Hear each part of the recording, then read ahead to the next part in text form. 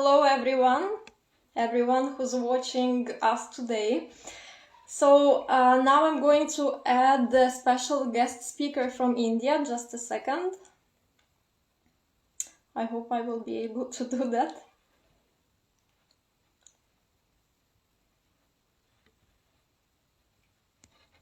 Okay. Also, can you please comment if you can hear me well?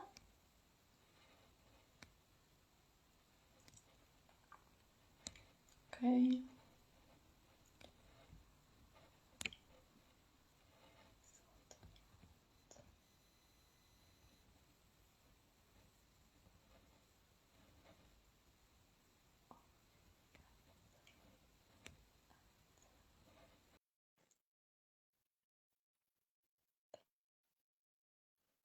Okay, some people responded that they can hear me well. So I just added a special guest speaker, Tapsi. Tapsi, up here. Hi. Hello, welcome. Okay, finally, I was so worried because technology can make me really nervous, and we are doing this on the phone. So yeah, I'm so happy that everything worked well. So hi and welcome everyone who has joined us today. I think we still have like 2 minutes before we start officially. So how are you today, Tapsi? I'm good, thank you.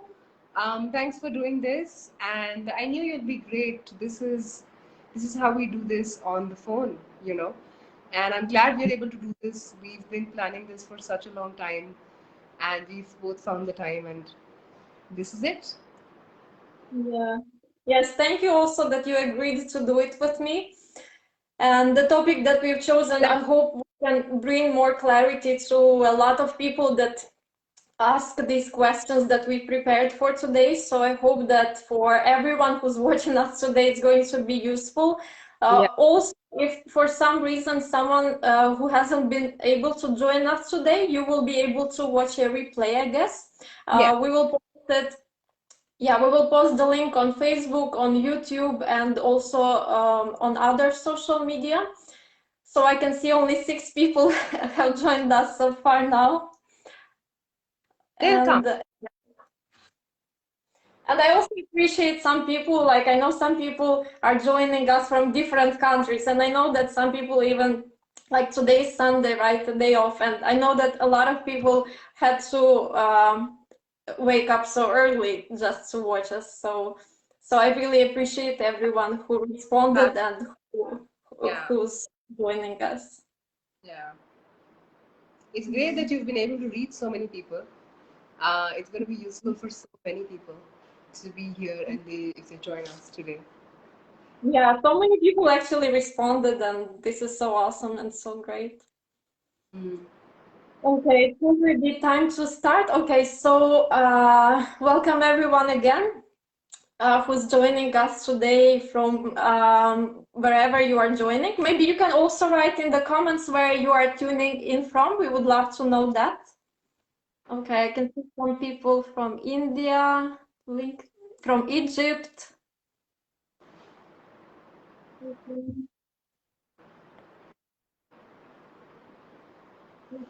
Okay, yeah, maybe like as we go along, you can also keep texting and sending comments where you are watching us from.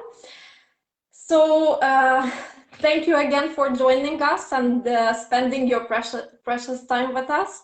So my name is Lana, and I'm a host and moderator of this event. I come from Europe, in Ukraine. I have more than 10 years of experience in English teaching and teacher training in different countries. I've taught in Ukraine, in Turkey, and Myanmar. And also I have a degree in linguistics, and also I'm certified by Cambridge. Those of you who know me, you know how much I'm dedicated to what I'm doing, to teaching, to training. So I decided to come up with this project where I will be inviting different people from all over the world to share their inspiring stories, expert opinions, experience and advice on education, and much more. So today I have a special guest speaker from a wonderful country of India, Tapsi Chhabra, who kindly agreed to share her expert opinion on the questions that a lot of people ask on a daily basis across the world about English teaching, English learning also. So Tapsi Chhabra has more than 10 years of experience in English teaching and training, also qualified by Cambridge. She has CELTA and full DELTA. She specializes in teaching English for the workplace. She also runs her own English company that helps organizations train their staff in business English and soft skills. And also, she's very passionate about teaching learners how to learn independently. So we've collected the most frequently asked questions about English learning and teaching that will be useful for both who study the language and also teach the language. We've also posted these questions on Facebook, and you also shared your opinions, so thank you for this. We appreciate you for this. So we hope that this session will be able to bring more clarity on these questions, and you will be able to take away a lot of useful information from it. As we go along, if you have any specific questions or if you would like us to expand on something, please write in the comments in the chat box, and we will be more than happy to answer these questions. I will also ask kindly to be polite and respect to everyone. If for some reason, as I said before, you are not able to join us today, you will be able to watch a replay of this video. We will post the links later. Okay, I can see some nice comments. Okay, and also as a reminder, this session will last for 1 hour.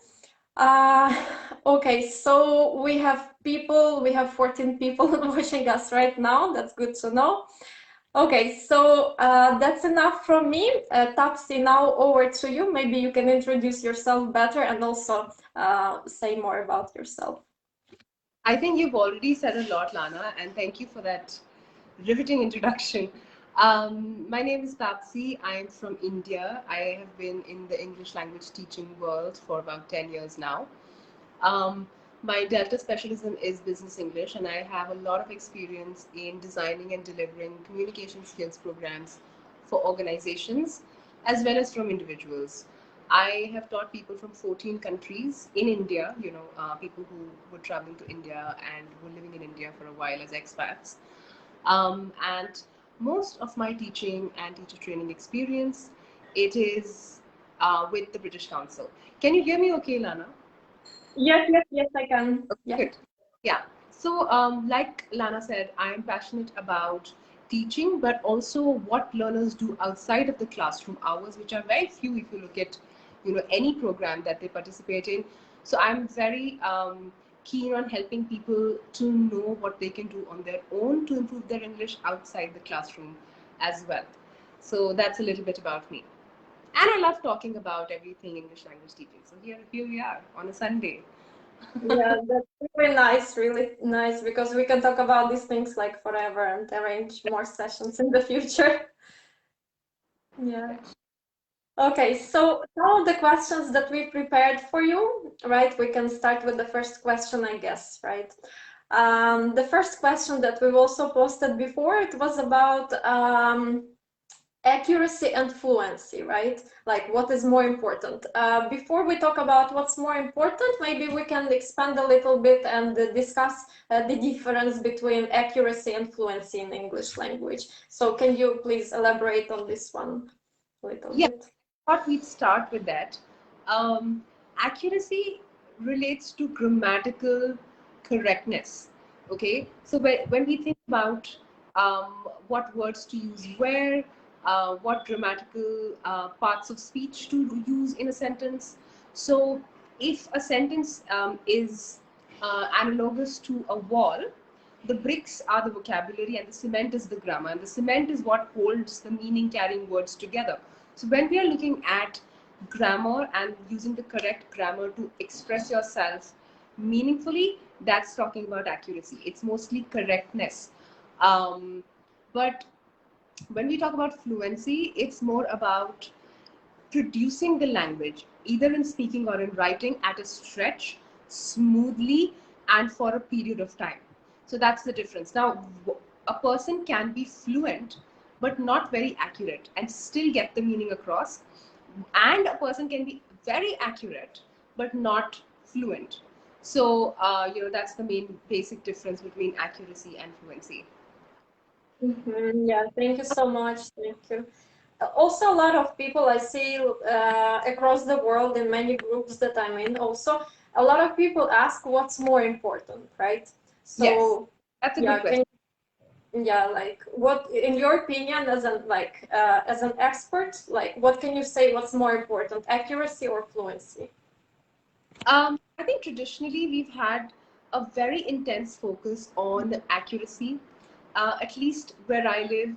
In fact, the whole of language instruction is based on accuracy, and there's very little opportunity in the classroom to focus on fluency, especially if it's a big classroom with about 50 odd students, which is a normal class size in India in schools and in colleges. Um, but in my opinion, none of them is more important than the other. So I think this skewed focus on accuracy needs to shift, and there needs to be a balance brought between accuracy and fluency, where both of them are focused on equally. Um, and I would even go to the extent of saying that fluency may be more handy in international situations as long as you're understood. So accuracy comes in when there's a threat to the meaning of what you're trying to say. If because of a lack of accuracy, what you're trying to say changes, the meaning changes, that's when accuracy becomes a little bit more important than fluency. But other than that, if you can at a stretch produce ideas in speaking or writing and be understood in a global context, I think that's okay. I think that's what we need. But generally speaking, in a classroom, both these aspects are important. And I think, considering how traditional language education has worked, we need to bring more focus to fluency in a classroom, which can be built at so many different stages. And I think which is kind of central to the communicative method of teaching and learning, isn't it, Lana? Where you, even if it's a grammar activity, they do it in pairs, and while negotiating answers with each other, they are practicing their English, and fluency is being built in those stages as well, where they are not overtly focused on fluency, but the way it's set up, fluency is being practiced. So that's my take on accuracy versus fluency. Both are important, and slightly leaning a little more towards fluency, especially considering English is now a lingua franca, and being absolutely accurate all the time is not the first priority of that context. Yeah, I absolutely agree. Yes, as you mentioned that English, it's like an international language, lingua franca, that a lot of people use just to like communicate, right, about business or about any other things. I believe that, like, yes, I absolutely agree with you that in the ideal world, like, it's good if you have both, right? If you have good accuracy, if you have good fluency, right? But a lot of people also, from my observation, from my experience, I can say that, like, it's very difficult, right, to always be accurate. Even myself, like, I'm a non-native speaker, and I know that I make mistakes sometimes. And I believe it's absolutely okay, right? Because the most important is that we understand each other. But of course, it's important to strive for like to be like perfect in it.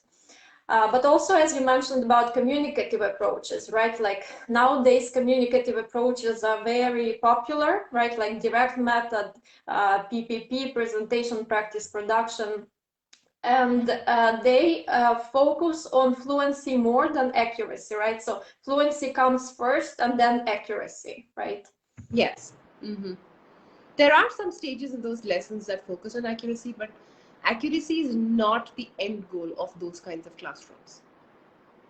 Yeah, maybe I think accuracy. Yeah, yeah, yeah. I just want to add that. Yeah. Yeah, maybe accuracy would be more important if someone is doing a test, right?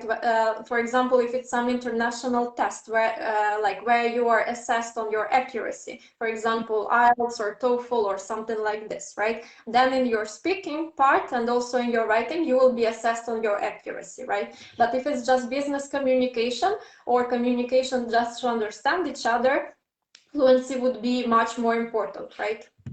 Yes, and even if you're writing an academic paper or you're presenting, maybe accuracy also matters as much as fluency. But the thing with tests is tests are not indicative of real life. Very few tests will mirror real life for you. And language testing is not equal to language learning in most contexts. I know test takers that take tests like um, TOEFL or other tests that have multiple choice questions Mhm. that measure accuracy in that way. So what they're doing is just measuring your knowledge of grammar and vocabulary, but that's not indicative of real life. So to be proficient and competent in using the language in real life, a balance of both is definitely suggested or recommended. Mhm. Yeah. Yeah, thank you so much. Yeah, I can see that someone is writing, can you explain business English? Also tips on how to write business email.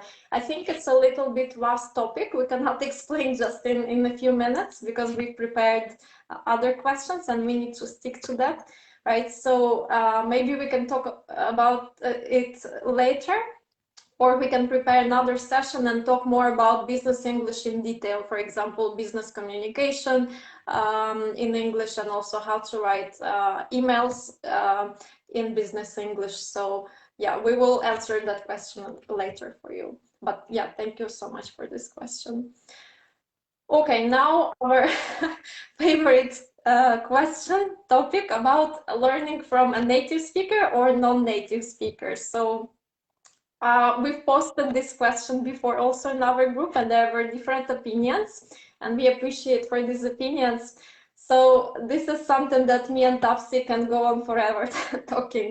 Yeah. But So what I haven't read the latest ones, Lana. there were like comments. Some people said that it's better to learn from a native speaker or it's better to learn from a non-native. So like different comments.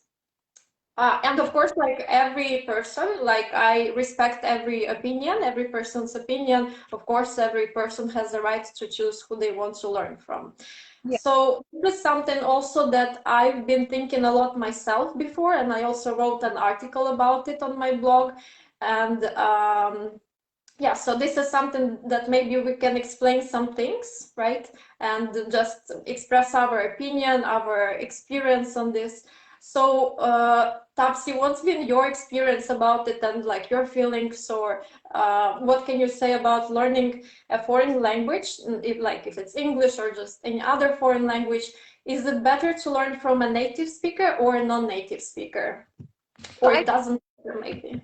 Yeah. I first order of business is really looking at the definition of a native speaker, because our understanding of who a native speaker is differs a lot across regions. So I think one of the most common definitions of a native speaker is a person born in an English speaking country and who has made sense of the world in English. And that's their first language, and perhaps the only language that they've ever spoken and been observed, exposed to. Sorry, have observed and been exposed to. But I think another thing to add to this, a lot of people can qualify as native speakers if you look at that definition. People from Britain, Australia, Canada, New Zealand, um, America as well. But we also need to look at the fact that a native speaker, right from birth to death, has no gaps in their use of that language. So, for example, if someone was born in Britain, but they moved to, say, Japan as a 3-year-old, and then there was a gap of about 10 years after which they came back to using English again. So, will that person be a native speaker just because they were born in England? Or any other such situation. So I think by that definition, someone born in an English speaking country and whose stayed in an only English speaking environment for a long time without any gaps might be classified as an ideal native speaker. And now coming to the question of non-native speakers. Now, I don't think the question is whether it's better to learn from a native speaker or a non-native speaker. The answer is not simple. I think learning from any teacher is okay as long as they have teaching qualifications. I think that's a more important thing to look at, which is sadly often overlooked in most contexts. You see many job posts, I'm sure you've seen it, Lana, where they've just asked for a native speaker, and that's it. That's the qualification they need. Or maybe a native speaker and a couple of weeks of teacher training, maybe that helps them get into a classroom and face students confidently. So I think the question is not to just automatically assume that a native speaker is a better choice. They may be a better choice if you compare a native speaker and a non-native speaker.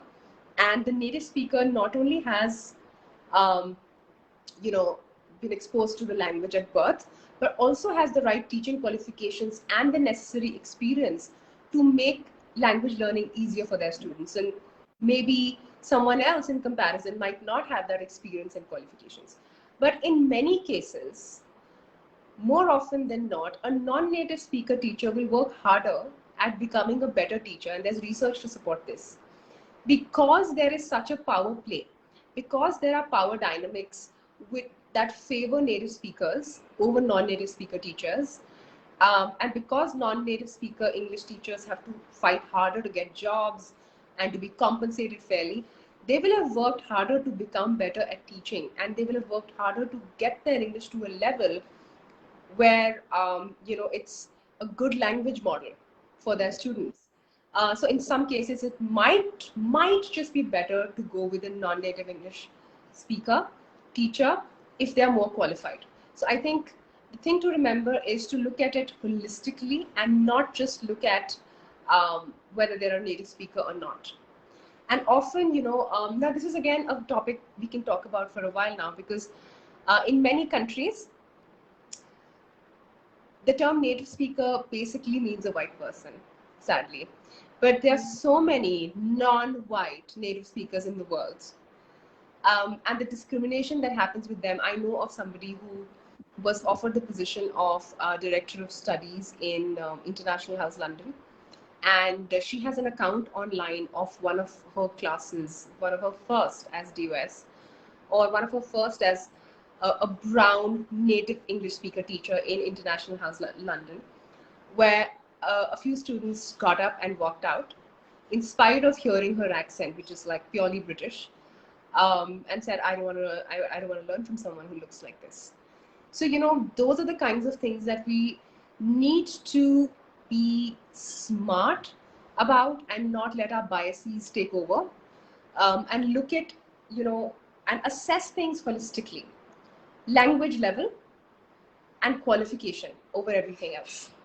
If you're not sure, have that teacher teach a demo lesson maybe, and see what their skills look like, and then make the decision. Don't just make the choice of choosing a native English speaker over a non-native English speaker for any reason. Now, one of the reasons, what do you think are the reasons why people prefer a native English speaker? What do you think are the main reasons? What have you heard around you? Yeah, I also, when you were talking, I also wanted to share also my experience a little bit. Yeah, about this is very important what you mentioned about, like, it's important to understand the difference between a native speaker and a non-native speaker, right? Yeah. Because like what I worked abroad, right? Like, and before finding a job abroad, I had seen lots of advertisements, and what they said that we just need someone who has a passport from an English speaking country. So this is just like you said, right? Like, for example, I'm born in England, and Yeah. then when I'm like 2 or 3 years old, I moved to China or Japan or whatever, and I live there all my life, but I have citizenship from a native speaking country. So I have a passport from an English speaking country. And in that case, I'm eligible to call myself like a native speaker, right? And I can work in any country. Also, another thing is that it's also true that some countries, for example, like China, I know that they are becoming very strict about it, and there are restrictions. So maybe a company still wants to hire people for like qualified teachers, whether they come from English-speaking countries or not.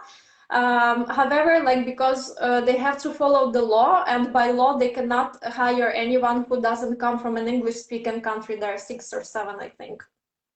It's also important what you mentioned about qualifications.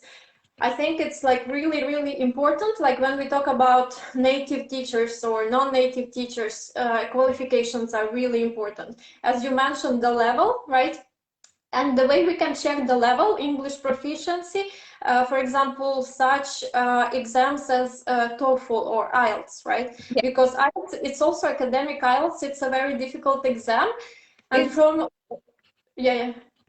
From what I've seen, not every native speaker can get automatically a 9.0, right? The yeah, highest score, the it's highest level. the biggest proof of the fact that they may not directly and without or unequivocally be the right choice.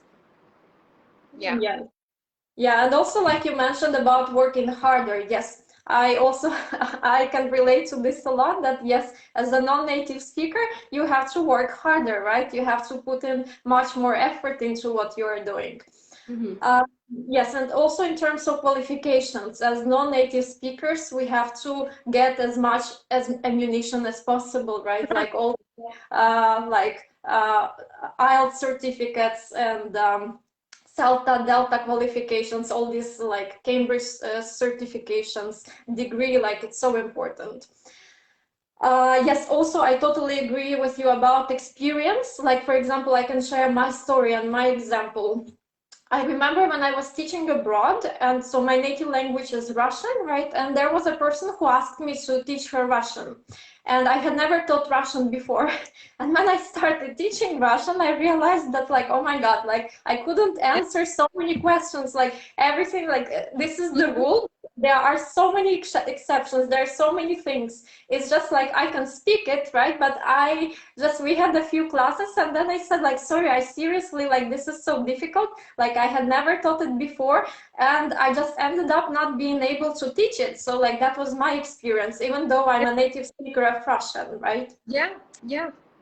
So yeah, another thing also, some people bring up such thing about native speaker and non-native speaker, that it depends on the level of the student, right? So some research has shown that when students of lower levels can benefit more from a non-native speaker, right? A Yeah. person who has learned and studied the language just in the same way, right? So they can understand them better, they can understand how to deliver the language better.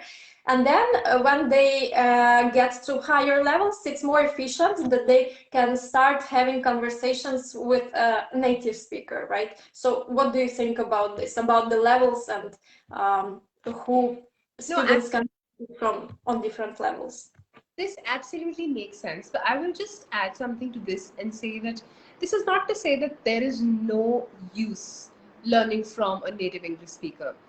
Um, if you are planning to move to an English speaking country, or if you're planning to move to a job that has you speaking to your counterparts in English speaking countries, you may want to interact with a native English speaker teacher and learn from them, because there is value in being exposed to their accent and to be understood, to practice being understood by them and to practice understanding them and the way they speak. But I'm just saying that's not by default the better choice in every situation. You obviously have to use your discretion. And I completely agree with you saying that, at lower levels, it might be easier and more effective and efficient to learn from someone that has an accent variation as yours. Not just because it's easier for you to understand, but it's also more motivating. If somebody looks like you and talks like you and is still doing a fabulous job of using that language in different situations, it's motivating to see that, because that's how we relate to our idols and to people we look up to. how do they help us? They help us believe that it's possible for us too. If they can do it, we can do it. So I think that is so important. So it's good to interact with or hire native English speaker teachers and talks like you and is rocking, has rocked your path, and is now at a place where even with the accent that you have, is globally understood and is doing well as a non-native speaker of a language. I think that's highly motivating in many contexts. Yes, yes, what you brought up, yes, motivation is like, it's so important. I like to talk about motivation a lot, because motivation goes hand in hand with everything, right? Like with work, with studies, education. And for students, it's extremely important, right? Like, like when they start learning the language, and not to lose motivation in order to reach some level. And this motivation, especially, like, as you mentioned, a really good point, very valid point, I really like it, that this motivation can come, maybe I can say, even more from a non-native speaker, right? Because, for example, I'm a non-native, right? And if I could learn this language on this level, you can do it as well, right? So it gives hope for, like, for the Yeah, yeah. learners, that they can also reach this level, right? Especially when they're So very low, they need that push because it takes time. It's a painstaking endeavor, especially if you're learning a second language as an adult. And seeing someone who looks like you do it and do it well is highly motivating. And just to go back to your point about, and your lovely little story about wanting to teach Russian, that is such a great example of the fact that knowing a language is not the same as knowing how to teach a language. If you ask me to teach you Hindi today, I'd probably do a very bad job, you know, um, simply because I only know Hindi to the extent that I need to use it in everyday life. If you talk about C1, C2 Hindi, probably not the best person to talk to, even though I'm a native speaker of Hindi, you know. So, teaching a language and speaking that language are two completely different things. I'm sure people watching us will understand the difference, because if we ask them to teach that to a beginner, it's going to be a very hard job to do that. So that's an important distinction to make as well. And I think one of the last things and one of the most important things I want to mention here, um, I mean, one of the reasons why native English speakers are given preference over non-native English speakers is that they know the language naturally and they have an intuition about what's right and what's wrong. So their word can be taken as gospel on what grammar sounds like, what correct grammar is, and what the correct pronunciation of something is. But the thing to remember here is, again, this is again not a rule. There's an exception to this as well, because one particular native speaker of English is exposed to one variety of English in their region. That's all they have access to. An Australian speaker of English doesn't have access to British English. A Canadian speaker of English doesn't have access to New Zealand English. And if these two were to meet, there would be some misunderstandings even between two native speakers if they don't know each other's slang and each other's way of expressing certain things, or even cultural differences and tonal differences and things like that. So, so saying that their model is correct or acceptable is also a limited view of things, because anyone's native speaker of English is only going to have exposure to one variety, one register of English. So what do you do when that student now has to talk to somebody else who is from a completely different part of the world? So those are the kinds of things to keep in mind when choosing a teacher. And again, this is not to antagonize native speakers of English or to say that they're not better than others. It's just to say that the matter of selecting a teacher for your company or for yourself is much bigger. It's a much bigger deal than just looking for a native speaker. You've got to look at the holistic picture. yeah, it totally makes sense about accents, right? Yeah. So So like, for example, if a child, let's say, is exposed to native speaker only, right? Like to a certain accent, American, English, British, English, New Zealand, or whatever. And then they go like into the real world where they are going to hear different accents, right? Which is going to be difficult because they are not exposed to these accents. So I believe that it's important to be exposed to different accents, as you said, accents of English-speaking countries, but also to those who don't come from English-speaking countries. So it's also important about accents. Yeah, I absolutely agree. Yeah. Thank you so much. Okay, someone is asking, what is the first thing to learn, vocabulary or grammar? So if someone just a beginner, right, a beginner learner, what is more important to start with, grammar or vocabulary? What can you say about this? In my experience, I think basic vocabulary needs to be in place to even apply grammar. So, like I said, grammar, if you're thinking of a wall, okay, let's take the analogy of a wall. Um, the meaning carrying words, the vocabulary are the building blocks of language that actually carry the meaning. Grammar is just l- looking at stringing those words together in a chronological, meaningful order and adding time and aspect to the communication. Okay, so and also the more you know a person well, the less grammar you have to use. You know, grammar comes in handy more when there is distance between the speaker and the listener. So if I know you very well, Lana, instead of saying, would you like some tea, I'm going to say tea, and you're going to say, yeah. But if you've just met, I'll say, would you like some tea? And you'd go, yeah, thank you, that'd be really nice. And that's a lot more grammar to incorporate into the situation, right? So um, as a beginner, it's vocabulary.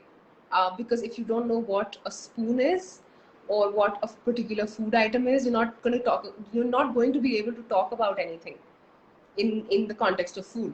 Or, you know, if you don't know how to address yourself or the other person in English, there's no communication that's going to happen. So at a very basic level, in fact, just a week ago, a beginner level learner joined our classes, and while teaching them as well, this kind of got confirmed that if she doesn't even have the basic vocabulary, if she can't recognize certain words, it's very hard to move on to grammar. So the first order of business in that class is covering some basic vocabulary and then moving to shorter sentences and then longer sentences and things like that.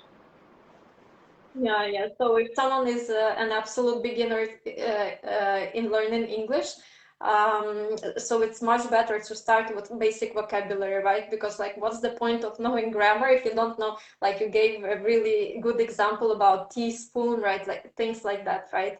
And then you move on to like basic structures of the sentences and maybe some fixed expressions that you can just learn by heart in the beginning and then keep expanding on it, right? Like, and learn how to build proper sentences. Yeah. Okay, thank you so much. Okay.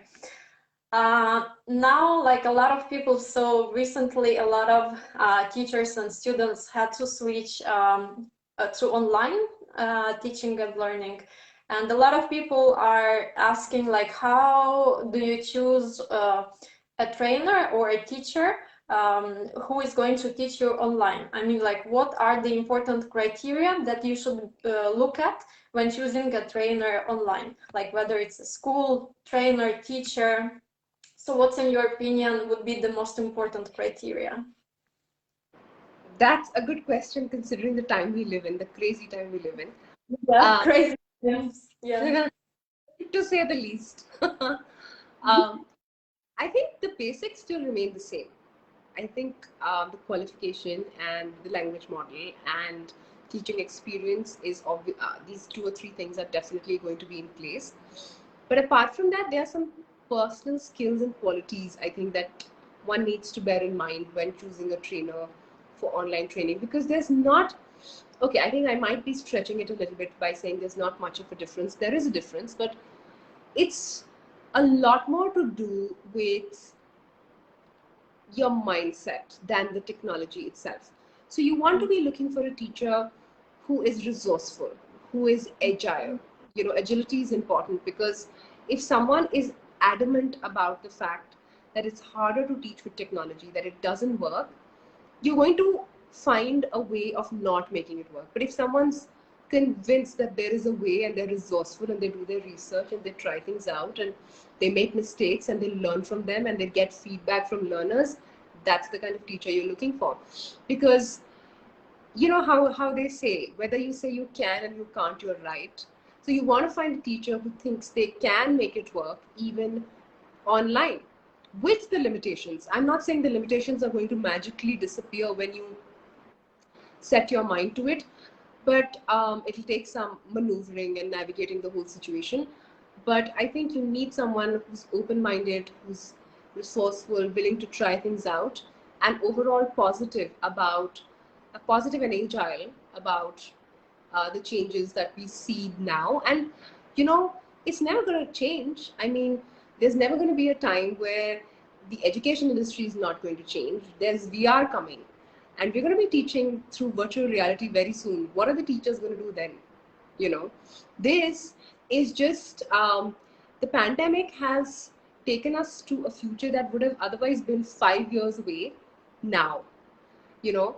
But in another 5 years, we might have classes through virtual reality. We might have classes through, you know, those goggles that they're talking about a lot these days. So there's never going to be a time where things are not changing, and that um, there's never going to be a time where you don't have to adapt to it. So either you keep up or you become limited and obsolete eventually.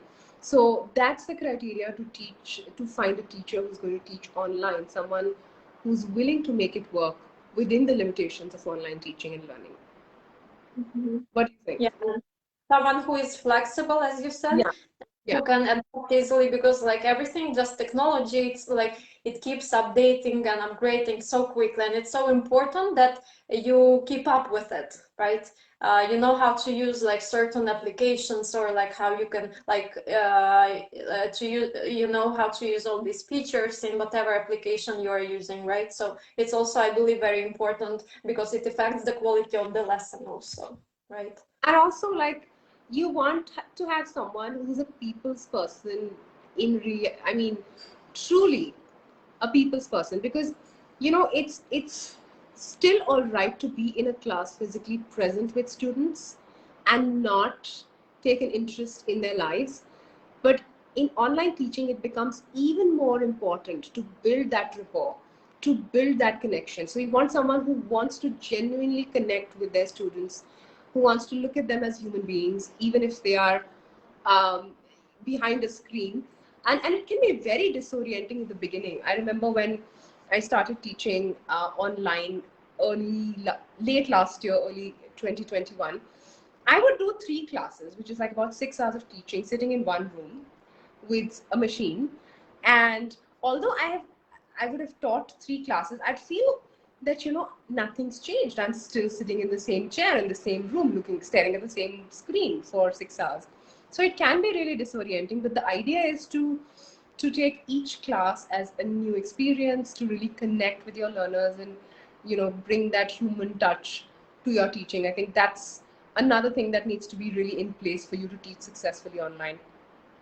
Yeah, I totally agree about this bonding, right, between a teacher, like a trainer, and the Yeah, students. Yeah, it's also important. Yeah, when we were talking about like learning from a native speaker or a non-native speaker, it's also so important to have this bond, right? Because yeah, from my experience, from what I've seen, like it's important, like as you mentioned, to care about it, right? To yeah, be open-minded, to see your learner like as like your friend who you like, you are willing to help, right, genuinely. And if you don't have this, if you don't have the passion for teaching, like I can definitely say from my experience, like it's not, from what I've seen, it's not going to work out.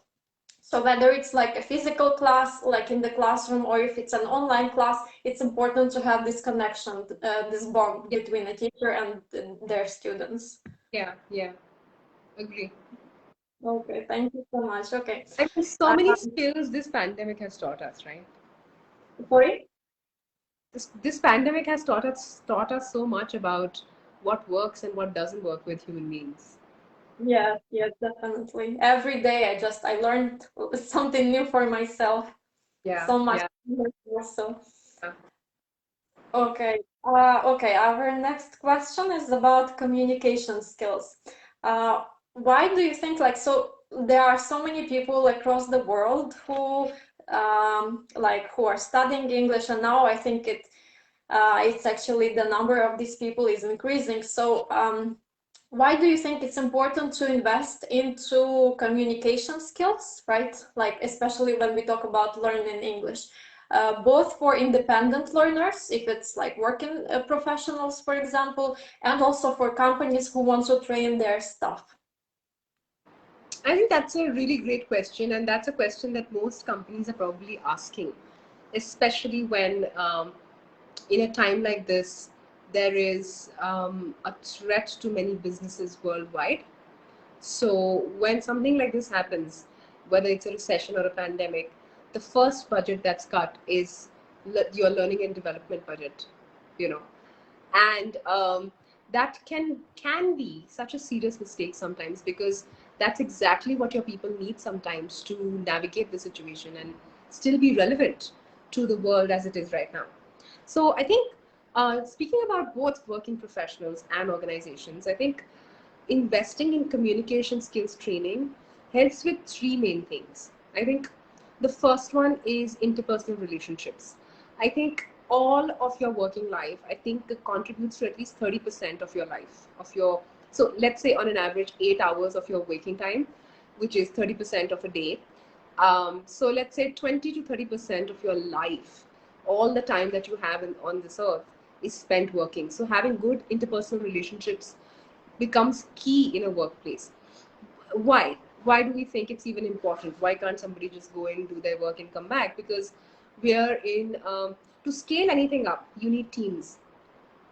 And for those teams to work well and with efficiency and speed without many breakdowns in personal relationships, communication is what comes in handy. You know, there's a book by Stephen R. Covey called The Speed of Trust. And one of the basic tenets of that book is how you communicate with people determines the trust you have in each other, and that determines the speed with which work is done. So, for example, in my last job, um, we were a team of three academic managers, all different ages, different cities, hardly ever met in person. But we were a very close knit team with a very able leader who had good communication, especially in times of crisis when they, we needed to help each other, or we needed to kind of even give feedback to each other that was not easy to hear, but was needed to make progress in a particular aspect of our work. I think because we had the kind of communication skills that work, it was such a joy to work in that team. It was so easy. The work was quick. We were always available to each other. And, we were sharing resources, so nobody was reinventing the wheel. Um, we could just pick up the phone, call each other up, and just, um, join hands on so many different projects and, get it done faster. So that aspect, to have your company or your team run like a well-oiled machine, comes from good communication. So that's the number one reason why everyone should invest in good communication skills training. And that's not just your English, it's also just communication skills and pragmatics and, pragmatic competence in general, which is a huge part of what I do in my business English trainings with companies. The second thing that is really important to companies, that also kind of is highly dependent on communication skills, is engaging and retaining your customers. You can get eyes on your business through the various amazing marketing tools available in the world right now. And you can even make a sale, let's say, through those ads. But what about keeping your customers engaged and retaining them and keep them coming back? It's basically your customer service, which is, I don't know, 50% at least communication. How you deal with them on the phone, how you deal with them when they walk into your store, if you're a retail company, how you deal with them in an email, if you are a coaching business, when you're welcoming them to a course, it's all communication. Okay, relationships are just two things: communications and memories. Okay, so if you communicate well and the customers have good memories with your company and while engaging with your business, they're going to come back every time they need something in your field. So I think that's the second reason why it's so important to have, especially your customer facing staff, have communication skills training. um, and not just your customer facing staff, but also your leaders, because as you go higher up in the management, all you have to do is articulate the vision in a way that inspires people to work towards it. If you can't do that, there's hardly any leadership going on. Then it's more of a dictatorship. But to inspire your teams by articulating the vision of the company in a way that works, in a way that inspires people to join and to kind of give their lives to what you want to do, you need to be able to communicate it in a way that's powerful, that's inspiring, that kind of really lights them up, you know. So and the last thing that makes it sometimes easier at work, if you have good communication skills, is at the time of conflict, whether it's a conflict with a customer, or conflict within teams, or conflict between leaders, or just two people in your team that are imperative to keeping things working. Communication is a big part of how you resolve that conflict and the speed with which those conflicts are resolved, which can really cost the business if not taken care of with good communication. So I think keeping these three key things in mind, it's so important for any company or an individual to work on their communication skills. um, I always like to say in my classes and in general, I read this somewhere and I just believe so much in the value that this holds. But it said that, all communication, especially at the workplace, is to get things done. You don't write an email just to write an email. You write an email because you want to build a connection sometimes, if you're introducing yourself in the email, or you want to get something done. You want them to come to a meeting tomorrow, or you want them to prepare that report, or you want to check up on something. Um, so, everything you do, whether it's a business email or a meeting or a memo or a presentation, is to get something done. So if your communication is in place, those things are going to get done really fast and without giving you too much of a pain. But if not, there is a real cost attached to not working on your communication skills, I think. What do you think, Lana?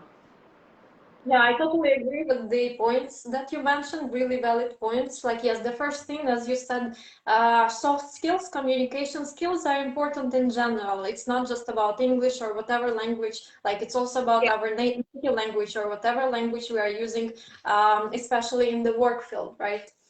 And a lot of companies now, they have customers from abroad, right? So like English just will help a lot to communicate with these customers or clients without a translator or a middle person who will be like in between, right? So companies also can save money on this, which also, like as you mentioned, this can prevent some conflicts, right, or some miscommunication, some misunderstandings. Or if there is already some kind of conflict or something like this, being able to communicate properly will help a lot in resolving this conflict. And especially if it's like a person who you don't share the same language with, so you have to do it in English also, right? Yes, also another point that you mentioned about promotion, right? So when like for companies that want to attract professional workers, right, whatever field we are talking about, it's important to offer something also, right, to attract this person. One of these things can be promotion, as you mentioned, right? And if you are promoted, you step up and you become like one of the like managers, right? Like you are part of the management team. In that case, for a lot of companies, it will be super important to be able to communicate in English, right? And also, as you mentioned, to write emails, if it's like some kind of correspondence, if it's some kind of presentations, right? Because if you offer some product or service, also if you do it in English, it will help you expand your potential customers, right, or clients that can buy your product or service that your company offers. Yeah, I think I really like what you said also about preventing miscommunication. I only spoke about resolving it, but you're right. With good communication skills, you can prevent conflict as well. Very, very important point, I think. Yeah, thank you so much. Yeah, I can see one comment. John is saying, I always say I'm a virtual human professor. I think all of us are going to become virtual human professors with this pandemic and having had to switch online. What do you prefer better, to teach online or in physical classrooms, or to have a mix? I think I'm okay with either. I used to love teaching in physical classrooms, but I think the online medium is so convenient in terms of um, spending less time commuting, and really spending that time in improving the quality of your lessons rather than worrying about commuting and this and the other. Mhm. But I think having access, giving a lot more people access to good language education, so that I really love the online learning platform. I wasn't very keen on teaching online to start with, if I'm being honest. It was just not something I enjoyed. I used to like teaching in person a lot more because I am a people's person. I like getting out of the house and meeting other people. But I think the online medium has given so much access to so many people who wouldn't have had access to a physical classroom before, and I really like that. Yeah, especially I think one of the main advantages is that we can have students, learners from other countries, right? Which would be absolutely impossible in the physical classrooms. Yeah. So what I really like, and also like you mentioned, yes, about commuting, about traveling to work every day, that takes a lot of time, and like Yeah, so that time it's is much much better easier. doing other things. Yeah, thank you so much. Yeah, thank you so much for your opinion. Now, I can see some people are watching us, and if you have any questions or Yeah. comments, please comment below and we will answer your questions. Yeah, the question about business emailing and business. Yeah, it was about just a second. The question about business English and how to write business emails. Yeah, I think it's like we cannot answer in like 2 or 3 minutes. Like it should be like a different live video or something like this, right? Because there's like a certain structure and also certain tone register and like the purpose why you're writing. So like unfortunately we cannot do this in a few minutes, right, Tapsi? Yeah. And it's also, I think the questions are so, they point towards such huge streams of information. It's hard to just answer a question like that. You have to break it down for it to really make sense and really address what this person is really asking. Yeah.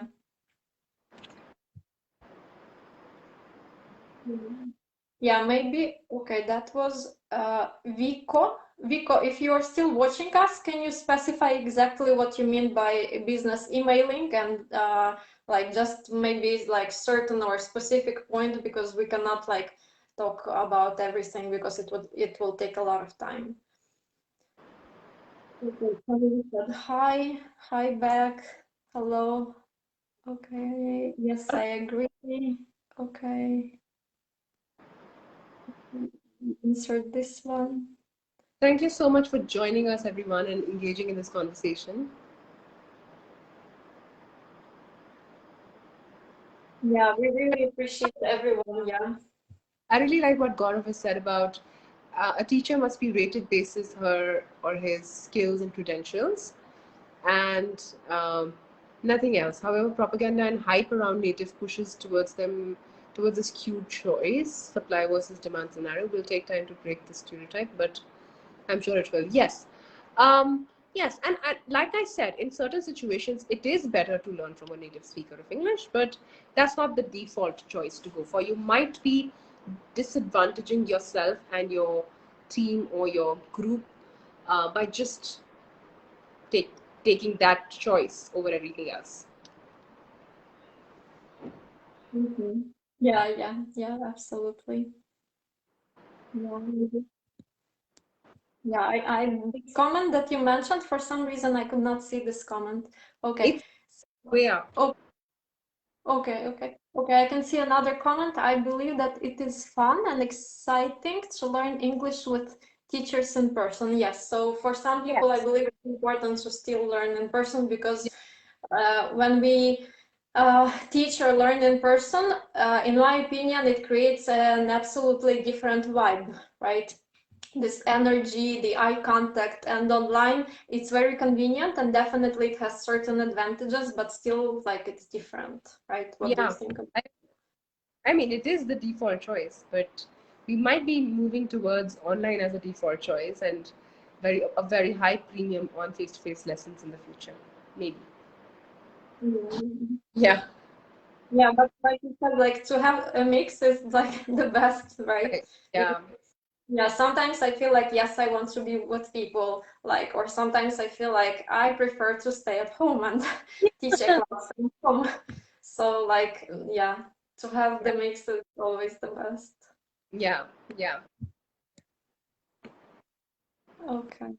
Okay, if you have any other questions for us or any other comments, or maybe can you please also let us know if, okay, teachers are magicians wherever they are. Yes, absolutely, Maria. Yes, Maria from Pakistan is saying yes, magicians, and I can say also superheroes. Yeah.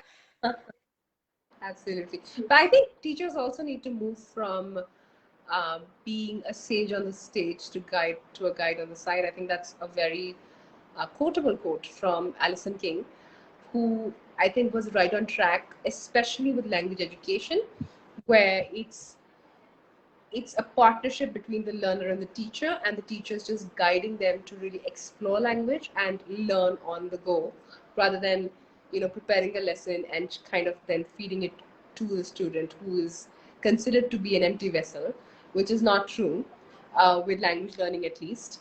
Maybe in factual, informative learning, maybe, but language learning is not just informative. It's a complex process, and teachers kind of need to step down from that pedestal and really partner with students. But that's a conversation for another day, I think. Yeah, yeah, but I really liked what you said, the sage on the stage. Exactly, like a To teacher, it's a not guy. a person who just teaches, right?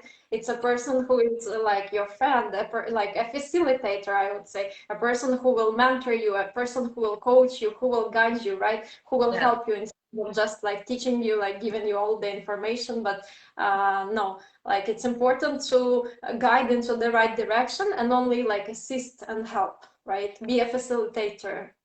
yeah. All right. Okay. I think Okay, just a second. Someone is asking, what does navigation mean? Thank you so much for your precious time. Take care and stay healthy. Okay.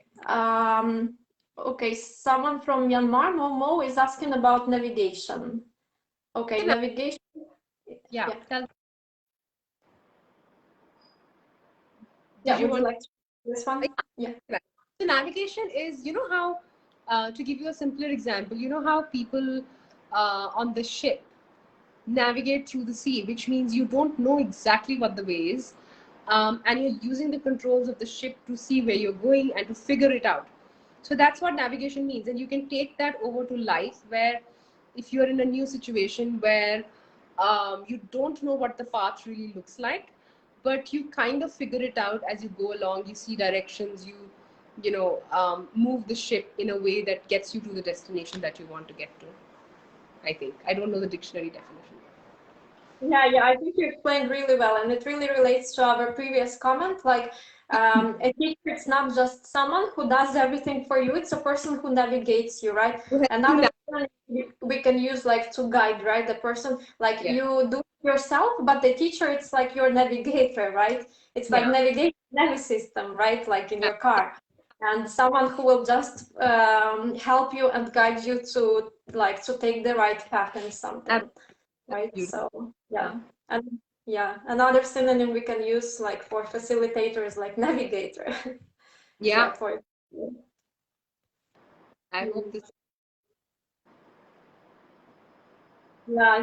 yeah, I hope so. Thank you so much everyone for joining us. I Yeah, hope that you found this useful, and I hope that we've been able to answer your questions and to bring more clarity to teaching and especially learning English.